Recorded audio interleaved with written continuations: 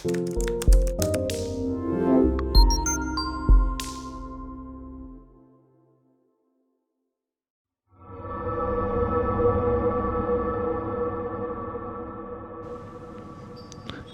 semua, perkenalkan, nama saya Andi. Saya dari Medan. Jadi memang dari muda saya adalah seorang perantau. Ini saya ada sebuah cerita kejadian saat dulu, belum terlalu lama sih, sekitar 4-5 tahun lalu saat saya kuliah di Bali. Jadi waktu itu saya kuliah di daerah Denpasar, sehingga saya harus mencari tempat kos di sekitar sana. Kebetulan memang saya dapat satu yang harganya sedikit di bawah, dan itu cukup membuat saya senang. Kejadian aneh ini mulai terjadi setelah 2 bulan saya menempati tempat kos itu. Jadi waktu itu saya mengajak beberapa teman kuliah saya untuk bekerja sama dalam sebuah tugas di tempat kos saya. Saat itu sudah cukup larut, sekitar jam 11. Teman-teman saya sudah bersiap-siap pulang. Tapi entah kenapa saat mereka mau bersiap-siap pulang, itu ada seperti suara orang yang ngetok pintu. Kami waktu itu bingung. Mungkin ada beberapa aturan kosan yang saya tidak paham. Mungkin saja itu adalah pemilik kosan yang berupaya untuk mengusir tamu di atas jam yang tidak wajar. Mungkin saat saya membuka pintu, ternyata di luar kosong, tidak ada orang dan sepi. Aneh. Lalu saya menutup pintu, dan saat mereka sudah siap untuk pulang, saya mengantarkan mereka semua ke gerbang depan. Dan di sana mendadak saya merasa seperti ada yang berdiri di belakang saya. Awalnya saya tidak menghiraukan, karena saya bukan tipe orang penakut yang percaya dengan hal-hal seperti itu. Lalu saat teman saya berbalik untuk mengucapkan salam seperti bye-bye, sampai jumpa, ada satu orang yang tampak ketakutan. Jadi seperti habis melihat hantu. Dia seperti mau pingsan lemas, dan segera kami menghampiri dan memegangi dia supaya dia tidak terjatuh. Di saat itu saya memutuskan untuk membiarkan dia menginap di tempat saya, karena kondisinya sepertinya tidak memungkinkan untuk dia pulang sendiri naik motor, apalagi dengan badannya yang lunglai lemas seperti itu. Digopohlah dia bersama beberapa teman saya untuk kembali ke kamar saya. Tiba di kamar, kami memutuskan untuk teman saya tidak jadi pulang semuanya. Jadi total ada 6 orang, kita tidur di sebuah kamar sempit. Keganjilan aneh mulai semakin banyak, semakin larut. Mulai dari pintu yang diketuk, jendela yang diketuk, bahkan gorden yang terhibas angin dengan sendirinya walaupun jendela itu tertutup dan tidak ada hembusan angin di sana. Kamar kos saya memang tidak ber-AC, menggunakan kipas angin. Tapi waktu itu karena kebetulan dingin, jadi kipas angin dimatikan. Kami tidak mau berpikir panjang, sehingga siap-siap beberapa orang mandi. Dan karena saya sudah mandi duluan, saya sudah berbaring di kasur busa saya. Tidak berapa lama, ada sebuah teriakan dari kamar mandi. Ternyata salah satu teman saya yang sedang mandi terpeleset di sana. Untungnya kamar mandi saya kecil, sehingga dia tidak terjatuh ke lantai. Tertahan dengan kakinya yang menempel di lantai dan punggungnya yang menempel di dinding. Saat dia keluar, dia menceritakan apa yang terjadi. Katanya ada seperti geli-geli gitu di pundaknya dia saat dia mandi. Namun saat disiram air, geli-gelinya tidak hilang. Dia memegang pundaknya seakan ingin menyingkirkan apa yang ada di pundaknya, karena awalnya dia pikir itu kelabang manjat ke badan dia. Ternyata bukan. Dia menemukan sebuah rambut panjang dan itu membuat dia kaget dan terpeleset. Untungnya tidak terjadi kejadian buruk. Teman saya yang tadi hampir pingsan di depan gerbang itu mendadak segar kembali. Entah apa yang ada di kepala dia, sehingga dia mengajak kami untuk nonton bareng. Katanya, mumpung jarang-jarang kita ngumpul bareng, mending kita begadang nonton. Tapi anehnya, yang dia pilih tontonannya itu adalah tontonan yang kami tidak mengerti. Jadi dia memilih sebuah film dengan bahasa, saya tidak tahu bahasa apa. Muka orangnya sih seperti orang Latin, dan dia tidak menggunakan subtitle. Karena saya tidak mengerti filmnya dan teman-teman saya yang lain juga tidak mengerti, jadi dia nonton sendiri. Gak tahu dia ngerti atau enggak. Semakin larut saya semakin capek dan ngantuk. Saya tertidur. Saat pagi hari, saya melihat kamar kosan saya sudah kosong. Hah? Mereka pergi apa gimana nih? Kok pulang gak ada yang bilang-bilang? Saya melihat jam, masih jam 6. Mungkin mereka mau siap-siap ke kampus kali. Jadi karena gak ada yang bawa seragam lebih atau persiapan nginep, jadi mereka kembali pulang ke rumah masing-masing untuk bersiap-siap. Sampai di kampus, bertegur sapa dengan teman saya yang lain. Saya nanya, kok gak pada pamit sih abis nginep? Mereka semua bingung. Mereka bilang, enggak, kita gak ada yang nginep, ono semalam pulang. Lalu di situ saya ketawa karena ya saya pikir mereka bercanda. Jadi saya bilang, hahaha, lucu. Takut-takutin gak usah gitu banget kali. Dan mereka semua seperti kayak makin kebingungan gitu mukanya. Mereka malah menyanggah lebih keras lagi. Jadi mereka bilang, bener, kan kemarin kamu sendiri yang nganterin kita ke gerbang depan. Nah itu kita semua langsung pulang. Mendengar itu, ya daripada berantem di kampus kan cuma gara-gara nginep apa nggak nginep, ya udah saya diemin aja. Terus semakin siang harinya, saya makin mikir, kalau misalnya mereka bener nggak nginep, yang semalam siapa dong? Nah dalam pikiran saya waktu itu, saya tuh masih berpikiran kalau mereka tuh ya lagi ngerjain saya, bener-bener lagi nyoba bikin prank-prank gitu loh buat nakut-nakutin. Dan ternyata bener aja. Saat saya kembali ke kosan, itu yang punya kos ngomong, Andi, besok-besok jangan lagi ngundang orang sampai tengah malam gitu ya. Kita ada jam malamnya loh. Walaupun laki-laki, kamu kan pelajar. Kamu harus tetap atuhi supaya yang lain tetap nyaman di sini ya.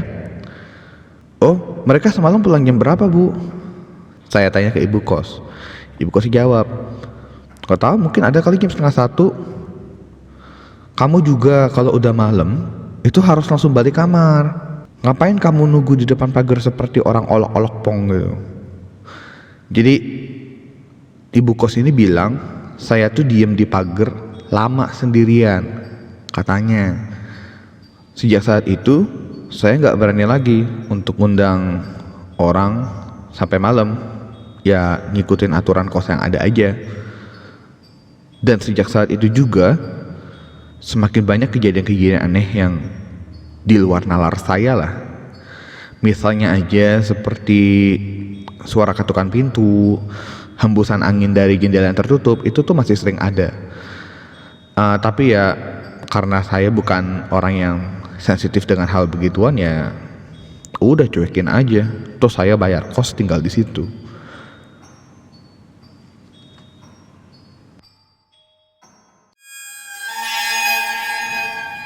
Halo, perkenalkan nama saya Tika.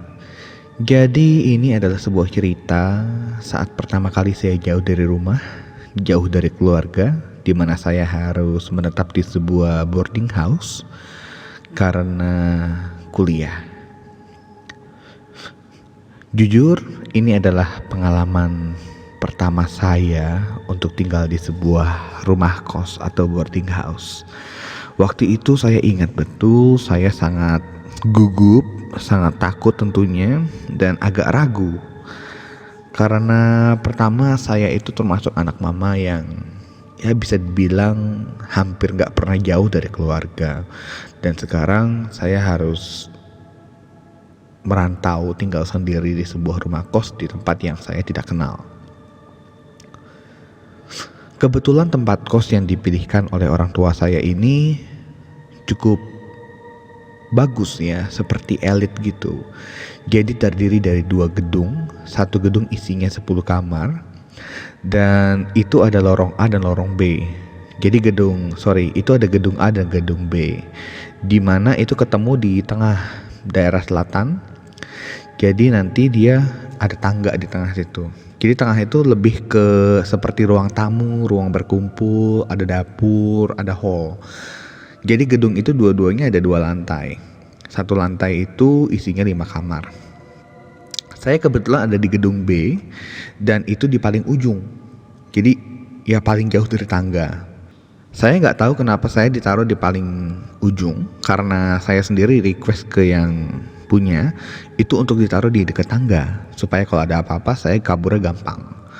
Tapi entah kenapa, mungkin karena full atau bagaimana, saya ditaruh di paling ujung. Usut punya usut, ternyata rumah kos ini baru. Jadi belum banyak orang yang tinggal di situ. Saya salah satunya.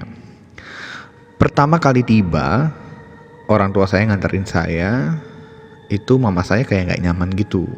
Mama saya jadi kayak pengen cepet-cepet pulang, cepet-cepet udahan gitu. Padahal kan ini pertama kalinya mama saya ngelepas saya untuk tinggal sendiri. Kok gitu banget gitu. Awalnya saya mikir seperti itu. Saat orang tua saya sudah pulang, saya sendirian, pintu kamar kos saya dia ngetuk. Ternyata ada seorang gadis di depan, pakai kayak daster putih gitu, kayak pajama putih lah. Bukan yang lusuh kayak serem-serem gitu ya, tapi lebih kayak yang baju bagus. Dia bilang, anak baru, selamat datang ya. Semoga senang di sini. Nanti setiap malam atau sore kita kadang suka ngumpul di ruang tengah untuk ngobrol-ngobrol gitu. Kamu kuliah di mana? Dan kita menghabiskan waktu bersama untuk ngobrol tuh sekitar mungkin ada kali 10-15 menit. Dan itu berdiri depan pintu, awkward banget.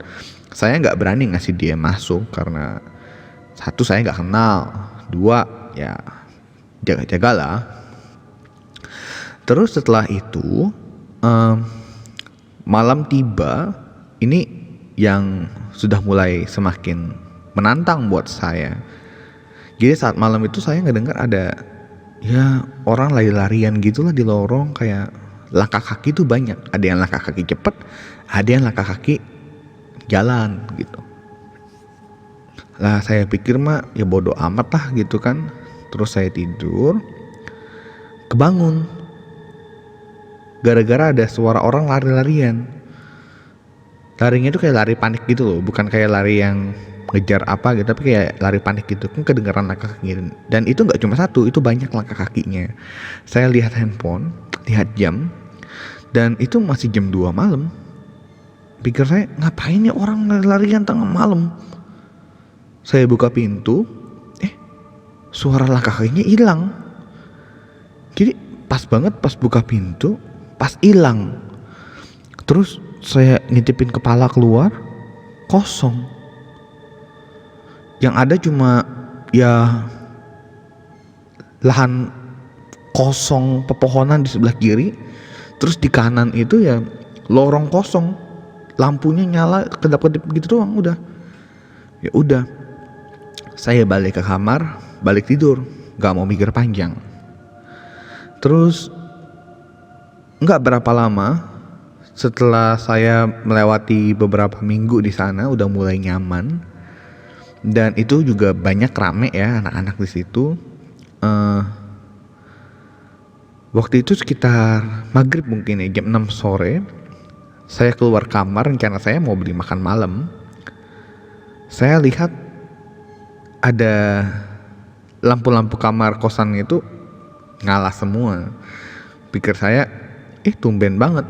Biasanya tuh ada aja 1 atau 2 yang kosong, menandakan mereka keluar atau kamar memang nggak diisi gitu. Tapi ini semua nyala semua dari dalam kamar loh ya, bukan yang di lorong.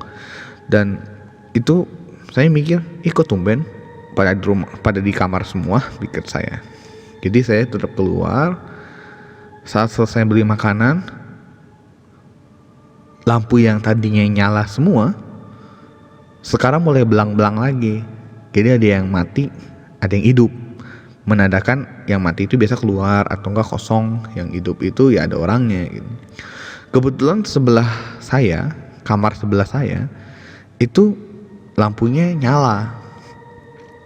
Saya ke kamar, makan makanan yang saya beli, dan dari kamar sebelah itu kedengaran suara seperti orang sedang bersetubuh. Jadi kayak orang mendesak gitu. Terus ada laki-laki juga, terus ada suara kasur yang kriut. Ya pikir saya mah bodo amat lah urusan dia gitu kan. Awalnya saya pikir ya, kok bisa sih ada cowok masuk ke sini, ini kan kosan cewek dan dijaga ketat sama aturannya dari si pemilik kos gitu. Tapi kok bisa gitu, dari mana dia? Ya saya nggak ambil pusing, selesai makan, saya keluar, terus kosong. Lampunya mati, menandakan kamarnya kosong. Saya udah buang sampah, balik ke kamar, hening. Pikir saya bodo amat lah gitu kan. Terus agak malam, pintu kosan saya diketuk. Nah, cewek yang paling pertama kali nyapa saya, me-welcomekan saya waktu itu, di depan saya dengan pajama yang sama. Terus dia nanya, kamu ada dengar sesuatu nggak tadi? Saya tanya balik, dengar apaan? Terus dia bilang, nggak tahu, saya ada dengar suara laki-laki. Sambil mukanya kayak yang muka orang gimana ya, muka orang khawatir gitu loh. Saya jawab aja, oh nggak tahu. Padahal tahu, cuma ya pura-pura nggak tahu aja daripada panjang kan. Jadi saya karena nggak mau tahu urusan, nggak tahu gitu. Akhirnya dia pergi. Sampai sekarang saya nggak tahu dia tinggal di kamar yang mana, itu saya nggak tahu. Abis itu, dan itu memang beneran nggak tahu ya. Abis itu saya balik ke kamar, mau tidur.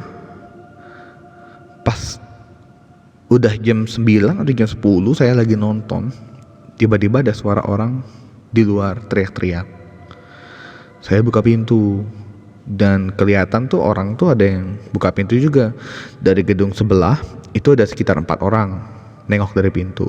Sedangkan dari gedung saya yang di lantai 2 itu ada 2, saya sama yang paling ujung dekat tangga. Jadi yang tengah 3 itu kosong, dan yang di bawah itu nggak kelihatan. Kita nggak tahu nih asal suara dari mana. Semua orang yang keluar saling lihat-lihatan, terus nggak ngeh gitu, kayak nggak tahu gitu. Dan orang yang tadi ngetok pintu saya, cewek itu nggak kelihatan.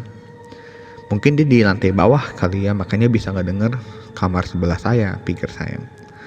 Terus habis itu saya nggak mau ambil pusing. Besokannya kebetulan punya kos dateng. Jadi saya tanya, yang tinggal di sini total berapa ya? Dia bilang yang tinggal total ada 11. Nah terus diunjuk-unjukin lah, dikasih tahu, karena saya kan baru. Jadi dia itu kayak ngasih tahu aturan lagi, dan ngasih tahu kamar-kamar mana dan isinya siapa gitu. Jadi dikenalin ke pemilik kamar satu-satu, katanya biar deket lah, apalagi kan karena jauh dari keluarga, tetangga kan jadi keluarga terdekat, dia bilang gitu. Jadi saya kenalan tuh satu-satu. Bener, di gedung sebelah itu cuma ada 4 orang yang tinggal, lainnya kosong. Dan di gedung saya itu cuma ada 3 orang yang tinggal, 2 di atas, 1 di bawah. Terus yang satu di bawah ini lokasinya juga deket tangga, bukan di bawah saya. Yang saya nggak ngerti tuh kenapa dijauh-jauhin gitu, kenapa nggak dibikin sederet aja gitu. Dan itu ibu kosnya bilang, ya biar terangnya sama aja gitu. Ya saya kan nggak habis pikir ya, kok aneh banget sih gitu. Terus setelahnya kita ada kayak makan-makan bareng gitu loh, ditraktir sama yang punya kos, ketemu semua, kenalan. Dan di situ saya nggak ngelihat cewek yang pakai baju putih yang ketemu saya itu. Saya nanya, oh kok yang rambut panjang? Saya jelasin kan ciri-cirinya gitu, karena saya nggak tahu nama, nggak muncul ya. Terus dia nanya, hah, nggak ada yang kayak gitu tinggal di sini? Yang lain tuh kayak nyain gitu. Jadi ya, hah, terus siapa dong yang waktu itu nyambut saya, yang nanya suara-suara laki-laki itu, pikir saya. Dan setelah ngeh masalah itu, saya lebih ngeh lagi. Sebelah kamar saya kan kosong. Terus waktu itu suara cewek sama cowok lagi begituan, suara apaan dong? Akhirnya saya cerita ke mereka semua. Kalau belum lama, saya ada ngedengar suara cewek sama cowok lagi begituan di kamar sebelah. Terus nggak lama, ini cewek dateng, nanya tentang ada dengar suara laki-laki atau enggak. Yang ceweknya nggak ada di sini. Nah mereka bilang, hah? Nggak ada. Yang punya kunci kan cuma ibu kos. Kita kan nggak ada yang megang kunci. Akhirnya saya berempat sama ibu kos naik ke atas, ngecek pintunya kekunci, dibuka. Ya masih polosan gitu, kosong, kagak ada apa-apa, nggak ada kasur, nggak ada TV. Ya kosong lah, kamar kosong kan. Tutup. Terus saya makin bingung tuh. Lah jadi waktu itu suara apaan dong? Dijelasin sama ibu kos, kalau dengar suara-suara gitu tinggal tidur aja, diemin aja. Terus kalau ada yang ngetok pintu, jangan langsung buka pintu, nanya dulu siapa. Kalau nggak kenal jangan dibuka biar aman, katanya gitu. Walaupun di depan ada satpam, kadang itu satpam kan ya ada waktu istirahat ke toilet atau gimana, itu kan nggak bisa 100% ngelindungin, katanya gitu. Walaupun udah gerbang sih, cuma ya logikanya ibu kos beda lah gitu kan. Selepas itu ya saya nggak mau ambil pusing, ya udah lupain aja gitu. Seminggu kemudian itu saya baru pulang kampus sekitar jam 5 sore mau ke jam 6. Saya ngeliat ada cewek yang waktu itu yang SKSD nyambut saya sama nanya-nanya saya gitu, lagi duduk dia di ruang tengah. Dan itu saya kayak gimana ya, nyapa nggak ya, karena dia kan ternyata bukan tinggal di kosan kita kan, jadi kayak tamunya siapa saya nggak tahu, jadi saya lewatin aja udah. Terus dengar suara langkah ngikutin, jadi kayak saya jalan ada langkah kedua gitu di belakang saya nengok kosong. Ya udah dengar itu saya langsung cepetin jalan, dan bener aja jalannya makin cepet. Yang ngikutin saya itu kayak langkahnya itu makin cepet. Terus saya nengok masih kosong. Saya balik ke kamar, tutup pintu, kunci pintu, dan nggak lewat 2 detik 3 detik pintu kamar saya dia ngetok.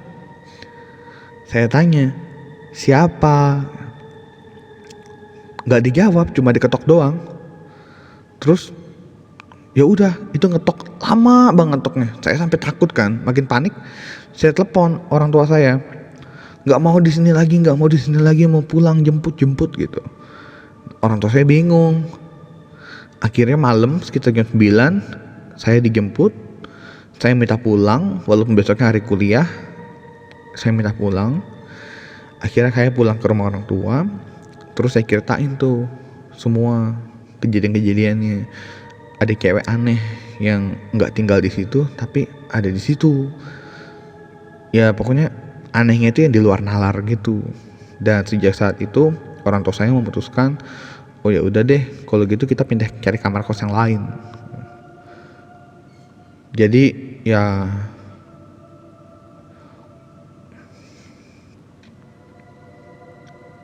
akhirnya orang tua saya nanya ke yang punya kos itu siapa, dan memang nggak dapet jawaban. Jadi bukan siapa-siapa, ibu kosnya juga bilang nggak tahu gitu.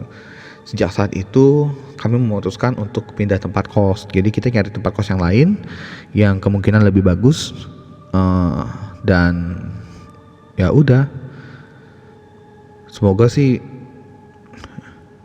Dan di tempat kos yang baru nggak ada yang sampai aneh-aneh begitu. Paling banter cuma ya suara orang nangis, dan itu pun jauh banget. Ya biasalah anak kuliah nangis gitu, mungkin karena tugas sekolah makin berat atau lagi putus sama pacar kan, siapa yang tahu gitu kan.